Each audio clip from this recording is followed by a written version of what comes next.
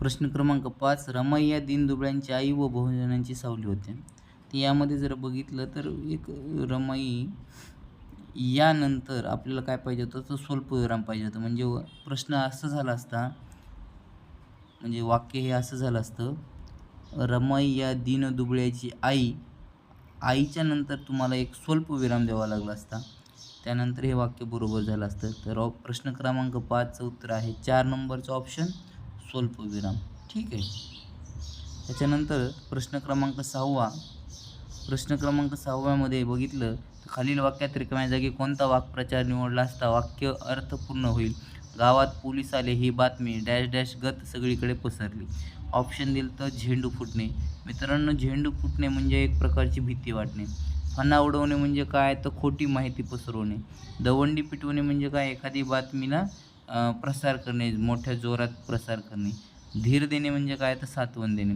म्हणजे यामध्ये जर बघितलं तर ऑप्शन नंबर 3 हे एकदम बरोबर बसते. तर वाक्य पूर्ण एकदा असं होईल.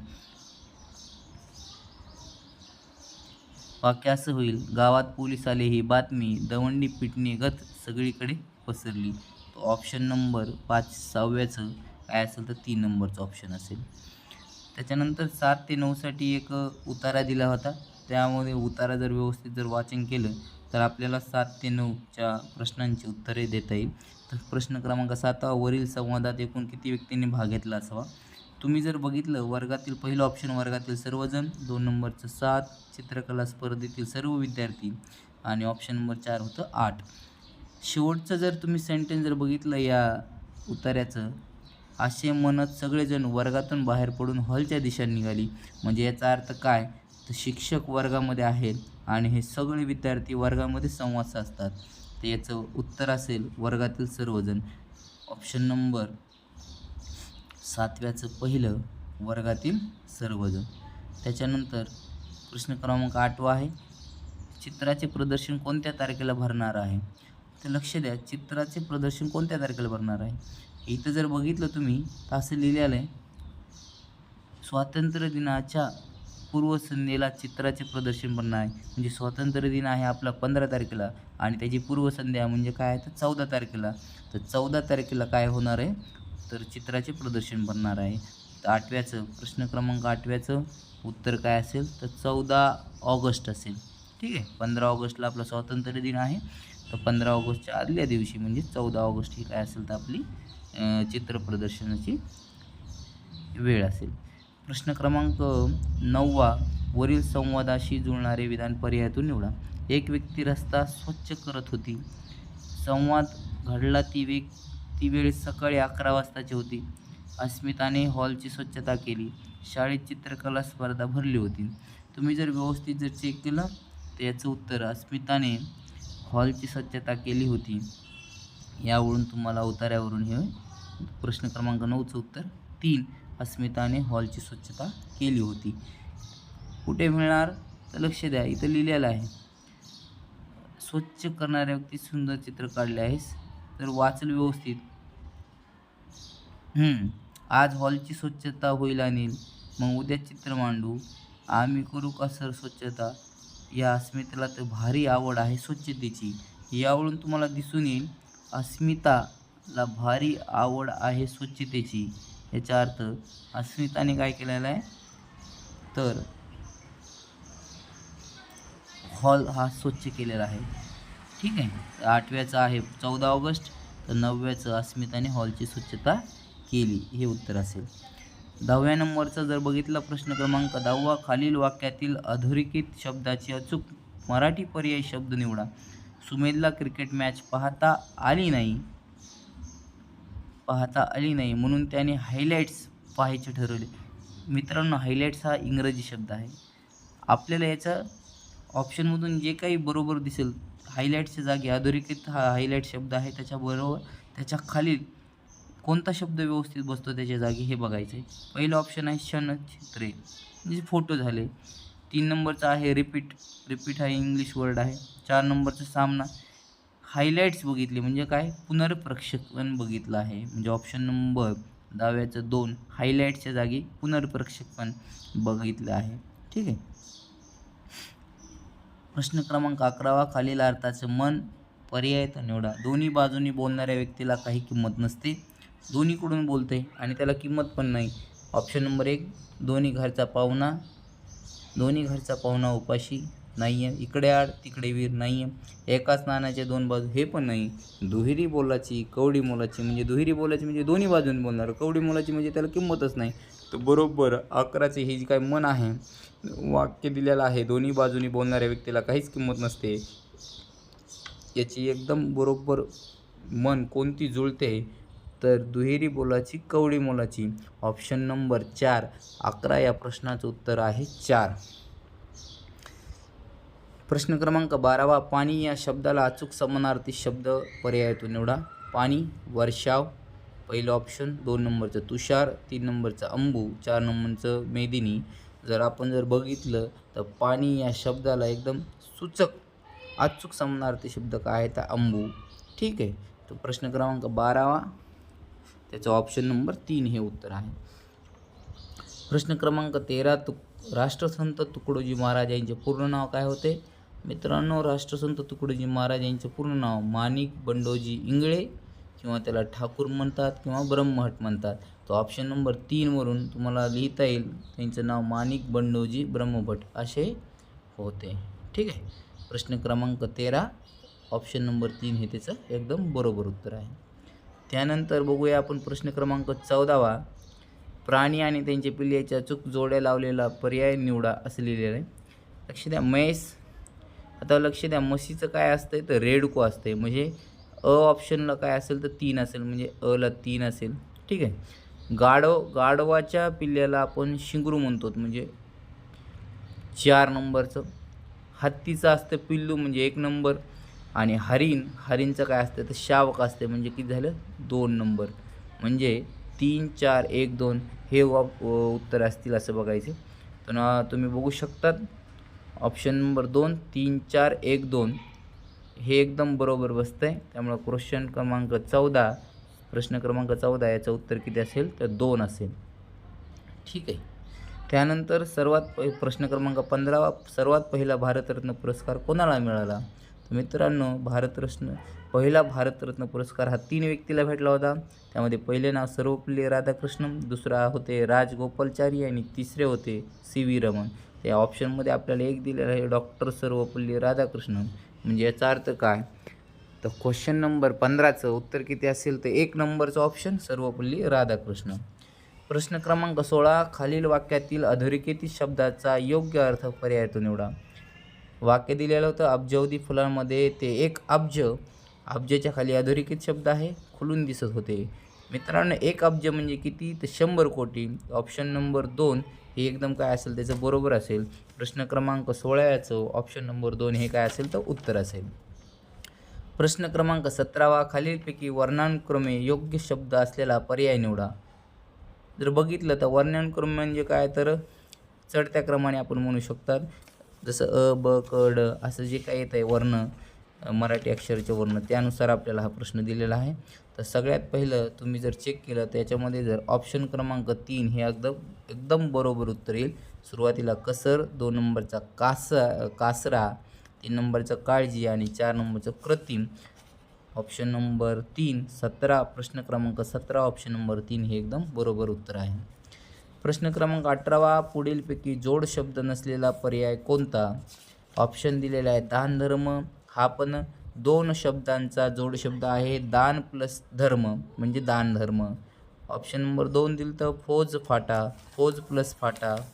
ऑप्शन नंबर 4 धनधान्य, धन प्लस धान्य म्हणजे धनधान्य.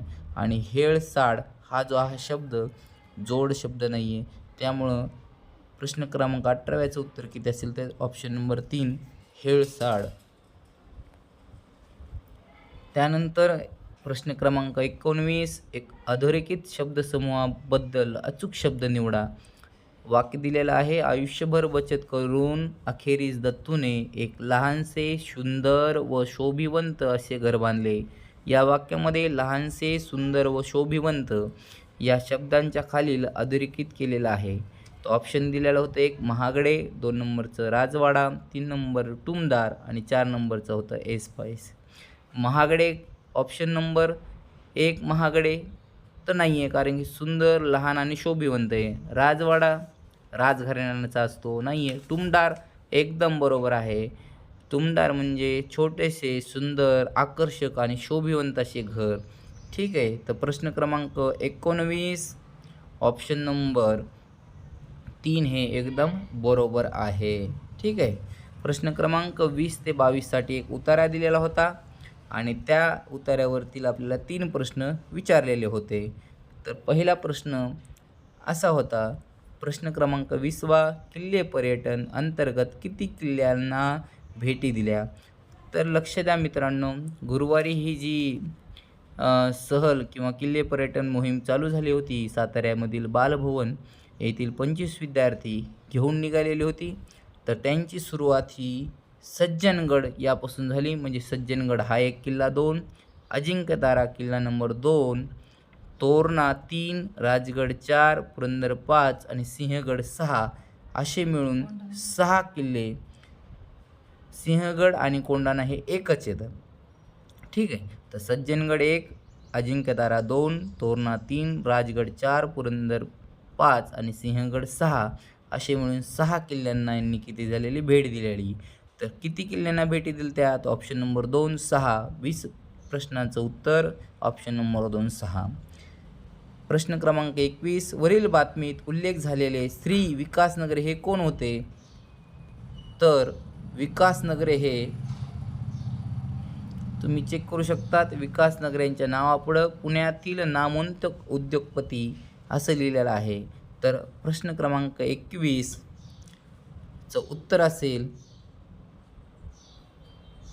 नामवंत उद्योगपती. प्रश्न क्रमांक 21 ऑप्शन नंबर 3 हे एकदम बरोबर आहे. प्रश्न क्रमांक 22, किल्ले पर्यटन उपक्रमाची सांगता कोणत्या दिवशी झाली असावी? तर लक्ष द्या मित्रांनो, गुरुवारी ही चालू झालेली आहे आणि त्यानंतर पुढचे 3 दिवस त्यांनी हे किल्ले फिरलेत. म्हणजे गुरुवार झाल्यानंतर शुक्रवार, नंतर शनिवार आणि नंतर रविवार. म्हणजे रविवारी सांगता झालेली आहे. ठीक आहे. कधी? गुरुवारच्या नंतर 3ऱ्या दिवशी. म्हणजेच प्रश्न क्रमांक 22, किल्ले पर्यटन उपक्रमाची सांगता कोणत्या दिवशी झाली असावी? तर 22चं ऑप्शन नंबर 4 रविवारी. ठीक आहे. रविवारी ही सांगता झालेली आहे, गुरुवारच्या 3ऱ्या दिवशी. नंतर प्रश्न क्रमांक 23 ते 25 याच्यासाठी आपल्याला एक उतारा दिलेला आहे, कविता दिलेला आहे आणि त्या कवितेच्या आधारित 3 प्रश्न आपल्याला विचारलेले आहेत. तर प्रश्न क्रमांक 23वा, विमानातून प्रवास करताना कोणती गोष्ट दिसत नाही आहे? तर लक्ष द्या, जर चेक केलं, पहा जाऊन विमानातून दिसेल शोभा अपूर्ण वरुणी, डोंगर राहणे ओहळटटणी. हे जे काही शेवटच्या 4 लाईनी दिलेल्या आहेत, पहा जाऊन विमानातून दिसेल शोभा अपूर्ण वरुणी, डोंगरे राणे ओहळतटीनी आणि कुठे सागर लहरी. जे डोंगर दिसतात का? हो दिसतात. समुद्राच्या लाटा दिसतात, म्हणजे सागर लहरी म्हणजे समुद्राच्या लाटा दिसतात. नदी दिसते का? ओहळ तटीनी. तटीनी म्हणजे नदी एक प्रकारची, तर नदी पण दिसते, बरोबर आहे. पण याच्यामध्ये कुठे वरुण नावाचा शब्द दिसत नाही आहे. त्यामुळे या प्रश्नाचं उत्तर काय असेल? तर वरुण. आपल्याला विमानातून वरुण हा दिसत नाही आहे. प्रश्न क्रमांक 23चं उत्तर असेल ऑप्शन नंबर 3. प्रश्न क्रमांक 24, पुढीलपैकी कोणते विधान कवितेतील वर्णनाशी जुळणारे नाही? ठीक आहे. कवितेमध्ये काही नाही आहे, हे ऑप्शन नंबर 4 पैकी आपल्याला एक ऑप्शनमधून ओळखायचं आहे. तर ऑप्शन नंबर 1, विमान पांढऱ्या शुभ्र ढगामधून प्रवास करते. तुम्ही जर चेक केलं व्यवस्थित, या कवितेमध्ये पांढरा शुभ्र ढगामधून कुठेच उल्लेख नाही आहे. त्यामुळं ऑप्शन 1 हे असू शकतं.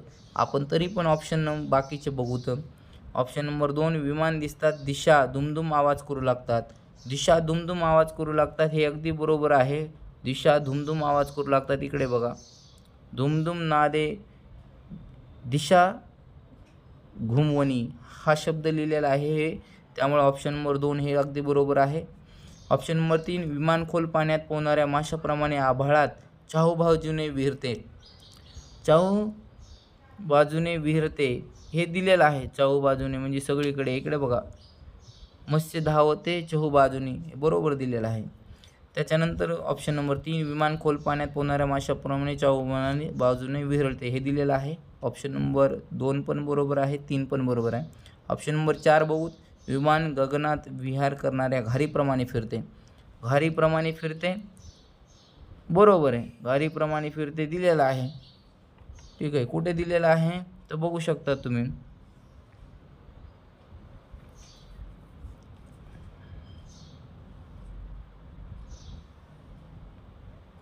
हां, घारच अथवा फिरते गगनी तर दिलेला आहे, म्हणजे घार. ऑप्शन नंबर 4 पण बरोबर आहे. फक्त पांढऱ्या शुभ्र ढगामधून प्रवास करत नाही असं कुठंच दिलेलं नाही. त्यामुळे ऑप्शन नंबर 1 नंबर हे उत्तर बरोबर आहे. प्रश्न क्रमांक 24चा ऑप्शन नंबर 1 एकदम बरोबर. त्यानंतर प्रश्न क्रमांक 25, पुढीलपैकी कोणत्या शब्दाचा समान अर्थाचा शब्द कवितेत आला आहे? माता म्हणजे पृथ्वी आलेलं आहे का नाही? विहंग म्हणजे नाही आहे. अवनी म्हणजे आहे का नाही आहे?